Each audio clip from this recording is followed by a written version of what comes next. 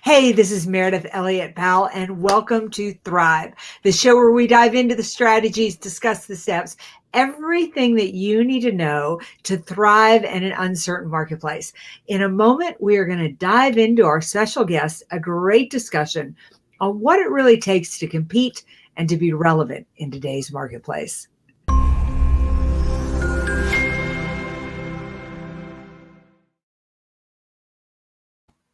All right. Again, this is Meridith Elliott Powell, and welcome to Thrive. I want to introduce our guest today, somebody that I featured in my book coming out this June, Thrive, Turning Uncertainty to Competitive Advantage. We have the president of Western Waterworks with us, Bruce Himes. Bruce, welcome to the show. Good morning, Meridith. Appreciate being on the show with you. Well, tell us a little bit about you and a little bit about Western Waterworks. You've got a really rich and impressive history. We do. Western Waterworks has been around since 1945, so that's a long. I have not been around since 1945, but Western Waterworks has. I am currently the president. Western Waterworks is a distributor. We don't manufacture or make anything, but we do buy and resell pipe, valves, and fittings for the waterworks industry, which is basically all the materials it takes to get water from the source to the communities. That also includes, I said drinking water, but that also includes wastewater and stormwater as well.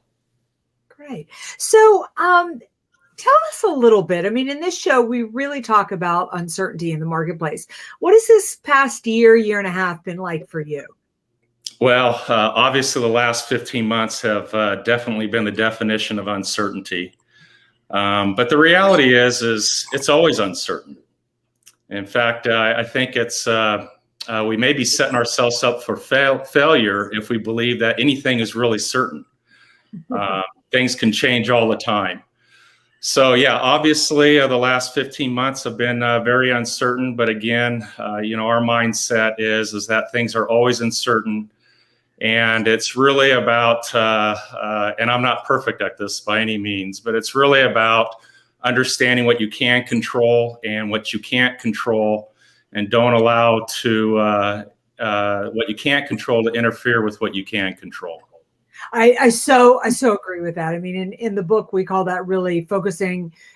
There's a great term in the military called embracing the suck.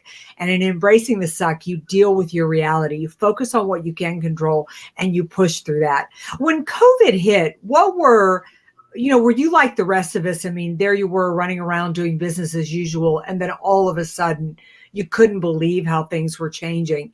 And what were some of the biggest hurdles or obstacles you had to deal with? Well, the first thing for us, since our main headquarters and the biggest portion of our business, I failed to mention that we're in Southern California, Utah, and the Pacific Northwest, but the biggest portion of our business is Southern California.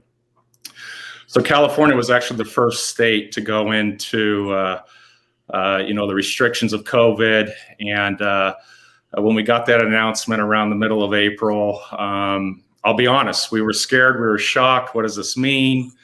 Are we going to be able to continue the business? As I mentioned, we're in the waterworks industry, and fortunately, the waterworks business was considered an essential business, which is probably the first time in my life anybody declared me essential. So we were very fortunate. Not everybody, was able to be classified as an essential business, but we were very fortunate in that regard. But yet, obviously, what do safe practices look like? How do we roll that out in our organization? Still, with the vast majority at that time of businesses shutting down, how's that going to impact our business? And even though we were able to, quote unquote, keep the doors open and keep our people employed, for those first 3 months, March, April, May, and even some of June, things did get really slow. Yeah. How did you keep it going as things got slow? Did you, at any point you have to furlough any employees or anything like that? We were very fortunate. We did not do that. Western Waterworks has, this is even long before I was there. Western Waterworks has been around, like I said, since 1945, has done a very good job of focusing on its balance sheet. Since we've been around since 1945, this is not our first rodeo with maybe some difficult times. So we keep a very strong balance sheet so that we could absorb these shocks. At that point in time, we committed to our people that we would not furlough or lay off any of our people, and that we would basically just put our heads down and make our way through this. Fortunately, the economic impact was not as severe as a lot of other companies with us. But we stayed true to that. And then, of course, things like PPP loans and other things came about to at least give some hope of maybe some relief, not necessarily that we needed all of that. One of the main reasons that I featured you in the book, I mean, partly is because you've been around since 1945. Right. This is not your first rodeo. And it's just, that's actually how I came up with the premise of the book. I mean, even before COVID, times seemed crazy. We seemed to be going through a social upheaval, an economic upheaval, a religious upheaval, a political upheaval. And I just thought, I bet we do this every 50, 60 to 80 years. And then you go back and you study companies that have been around for a while, and you just sort of realize kind of how soft we are. That, I mean, they have known really challenging times. But the biggest thing that impressed me about your company was under your reign, has been under your reign. I want you to tell our listeners the story of the Grand Guarantee and how you came up with it, the competitive landscape you were facing, and really the brainchild and what it has done for the company. Yeah, that's a great question. So we've been doing this again since 1945. Like many businesses, maybe most businesses, it's very easy in our industry to get commoditized. As I mentioned, we don't make products, so we can't differentiate on product, and we definitely don't want to differentiate on price. So we try to differentiate on our people and our practices. And like most businesses, and in all the years I've been doing this, I've never had someone call on us and say, excuse my language, but our service really sucks, but do business with us anyway. So, we all go out there, and when the client asks you, why should I do business with you, even though they may not use those exact words, but we know that's always in their mind. Why should I do business with you? We almost always respond with our service. Our service is really good. But I won't bore you with all the details of how we got there. But the question we started to ask ourselves, how do we quantify that, though? When we say our service is better or that we do something better than someone else, how do we quantify that? And we even took it to the next level, is how do we guarantee that? I mean, really put like our money where our mouth is. And the best thing to do, at least with us, was to go ask our clients, first of all, what is it that we do really well compared to our competitors? And maybe even more importantly is give us 3 things that is just really challenging in dealing with Waterworks distributors. And what we really learned by this process that's very important is I believe clients or customers actually want to tell you how to do business with them if you're willing to ask the right questions and listen. And so in doing that, and we met with many of our top clients, really, and these wouldn't be their exact words, but 3 things really came out. Is first of all, we want that order to be accurate, which means what I order, I get. And in our business, it's very important because our products are highly engineered that they meet a specification on the job, so the order is accurate. We want to make sure, I know it may seem strange to your listeners that this is a challenge, but what you actually quoted me is what you bill me for. That was a challenge in our industry. And then the third thing is that it gets delivered on time, because with our clients, and I didn't mention it earlier, it's underground contractors and water utilities. For those underground contractors, for them, it's getting a job done on time and within budget. And time is the driver of actually even being within budget. So anything that we do as a distributor that cause delays on the job become very costly to them. So basically, we came up with these 3 things, and it was just accurate orders, accurate billings, accurate delivery times. And if we have an infraction on any one of those things for every order, and it doesn't matter the size of the order, I mean, it could literally be, in our business, a gasket, which may be a few dollars. If we get that wrong on those 3 things, our clients get a $2,000 credit. So it really puts a lot of teeth or skin in the game, if you will. Yeah. Nathaniel, I just, one of our listeners just really picked up on what you said and said, asking the client how to do business with them is great insight. That is exactly why we feature them in the book. I mean, if you want to compete in an uncertain marketplace, you have to be relevant. And there's no better way to be relevant than to ask your customers what they want and what they need.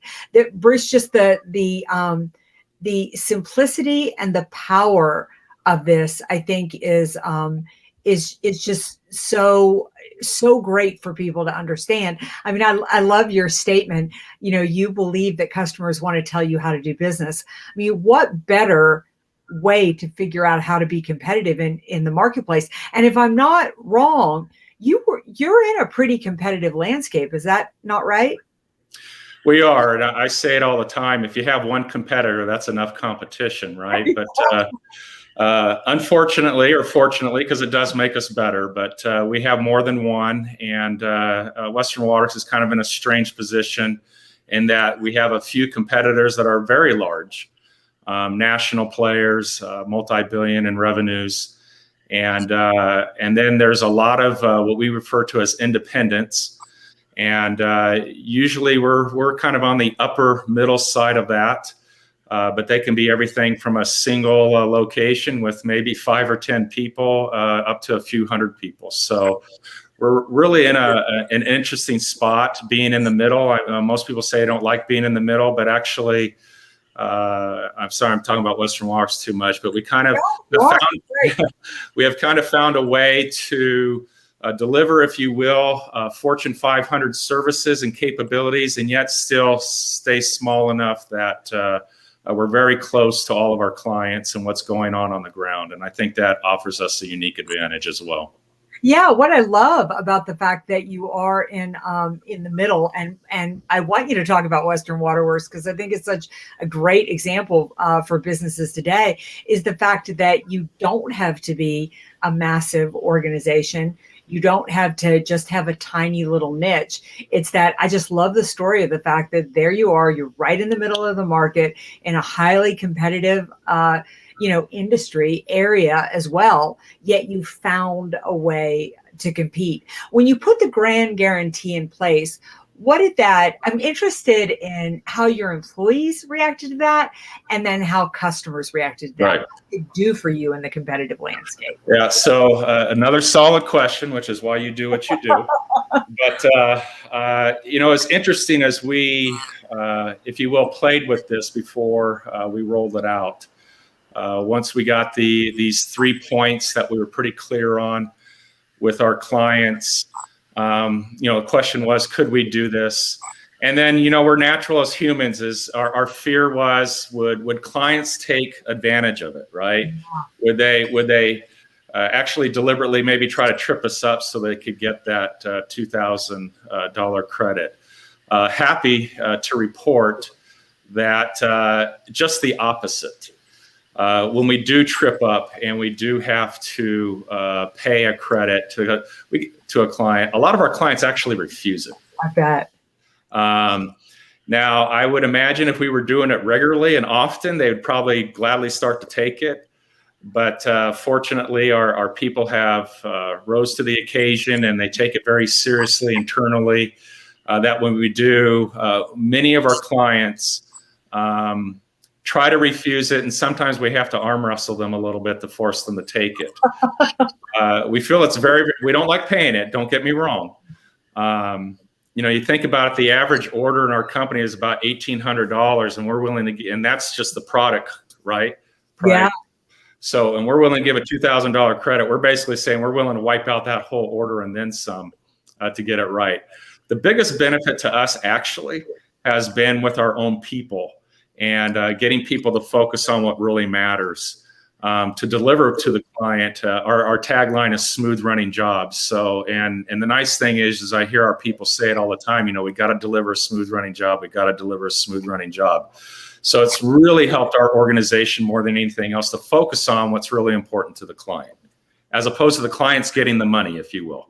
Yeah. Well, I think, I'm not surprised that clients say that. I mean, number one is you're giving it your all. Your employees are, you've got this mantra going in the business right now. The other is, I believe when we ask our customers, what do you want? What do you need? How can we best serve you? And then we listen. I mean, the power of you turning around and taking that and actually creating a program around it says to your customers, hey, we heard you, we listen, we take you seriously. They're engaged, they're bought in, they want you to be successful. Wouldn't you agree? Absolutely. Yeah. Absolutely. I mean, on these jobs, again, this may be specific to what we do with these contractors. Even though we have our suppliers, are usually the manufacturers, we got ourselves in the middle, and then we have the client. Once that job gets going, we're all equal partners to make sure that job gets done right. Yeah, I love the story because it just really shows you that even in tough circumstances, you can find your opportunity, you can find your niche. So how's 2021 shaping up? And as we start to, I don't know, sort of come out of COVID, I guess. I mean, I know that all depends on where you are in the country and where you are in the world. But how is 2021 shaping up, and what challenges and opportunities are you seeing down the road here? Yeah, so there's multiple ways I can answer that. So the challenge, fortunately for us, has not necessarily been the top line. We had a record 2020, and even though it's still early in 21, we will likely have a record. The challenge, which isn't just to our business, is we are definitely seeing and experiencing major supply issues. So that's a big concern. But within our own house, if you will, or home at Western Waterworks, our challenge is grappling with when people can start returning back to the office. What does returning to work look like? And I find myself asking other business people all the time, what are they doing? What are their plans? Because right now, honestly, we're not getting a lot of clarity. And I'm not complaining, but we're not getting a lot of clarity necessarily from the CDC and governments and things like that. So we feel one of our biggest challenges right now is just kind of, what do we do in this limbo stage? It's interesting. We've been doing actually remote work for quite some time. So we were kind of way before COVID. So we were prepared for this. Now in Southern California, we thought it'd be because of an earthquake. Yeah, would have to work remotely. We didn't realize it'd be COVID, but nevertheless, we were prepared for that. But the interesting thing is people want to come back to work. They want to come to the office and get out of the house. And so we're still kind of trying to slow that down a little bit. So that's one of our biggest challenges of just trying to, and it's not unique to Western Waterworks by any means, just trying to figure out what does that look like once the restrictions keep getting lifted. Yeah, and you've obviously been able to remain if you had a record 2020, you were actually really productive working remotely. I've seen it all over the board. I have some clients that have sold their commercial office space and they're done. They're never coming back in. Then I have some who are like, we're making it mandatory. Everybody has to come back by summer. And then some really doing the hybrid. I think that there's probably not a right or wrong. You have to figure out what works for you. But, I find the interesting thing that even the ones who sold their commercial office space and they're going to work remotely are still creating opportunities for employees and team to connect in person. Do you feel like you've lost anything over this past year without having that human connection? And I don't know how much interaction you've had with customers. Yeah, so the customer interaction has actually been the most difficult because we like to go to them, if you will, and meet in their offices. That has been a challenge. We've been using video conferencing like everybody else has, but people are definitely getting tired of that. So that has been tough, and it's been tough on our vendors because they want to call on us too, and we have not allowed them into our offices. But one thing that I think is important that I believe anyways is that COVID didn't necessarily change business. I think it actually just pulled us forward faster to where it was already going. And I think as leaders, and as you mentioned, trying to stay in touch with our people, I don't think the principles or the traits of leadership are going to change, but I think the tactics of leadership are going to have to change and adjust, and we're going to have to maybe get more comfortable being in front of a camera. We're going to have to learn to develop more of a regular cadence, if you will, of how we stay engaged with our people as well as our clients. Fortunately, again, with Western Waterworks, we have what we call these, nothing fancy, weekly activity meetings that were all done on a weekly basis. Like our VP of Sales meets with each sales team every week on a different topic. And we've been doing that long before COVID, and now it just moved to the video. But, we've had that learning curve. Some of our people are not so swift on technology and sharing screens and doing all that type of stuff. So leaders, definitely in my age group, are needing to sharpen their skills or learn new skills when it comes to technology. The key is, and I just like to add this, is for leaders, I think specifically, is we're going to have to become a little bit more high tech, but we're going to have to learn how to maintain that high touch. Yeah, so that's what I mean by traits and tactics, if you will. Yeah, I so agree with you. I mean, at the end of the day, we've got to have all the high tech pieces, but if you're missing that, if you're missing the empathy, if you're missing the ability to inspire, if you're missing the ability to communicate and to cast a vision for people, you're really going to struggle in this uncertain marketplace. Right. Bruce, it's hard to believe, but we are coming to the end of this show. So I have two questions left to ask. And I don't care which order you answer them in. Number one is, how do people find out more about you, find out more about Western Waterworks and the work that you're doing in California? And the second question is, what advice do you have for business owners out there that are sitting in the boat that you're sitting in, where what I find is most people who made it through 2021, a lot made it through and had a good year. Right. They're exhausted, Well, 2021 is, do I find the energy to do it again? Where do they need to focus, and what is your advice? Yeah, so I'm going to take the second question because I'm actually more passionate about that. Okay, sounds good.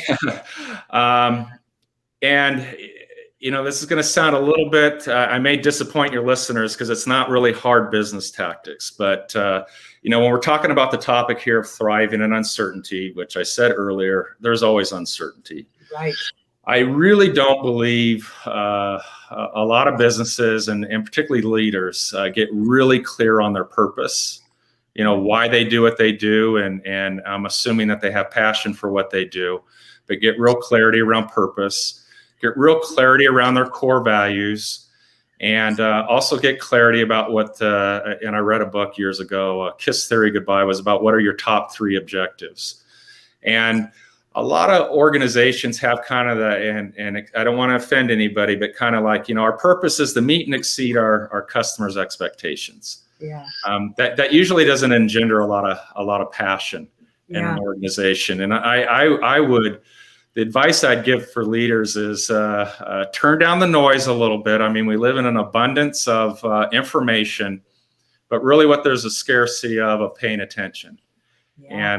And I believe as leaders, we need to pay attention to really what our purpose is, because just an example, I won't go into core values and top 3 objectives. We don't have time for that.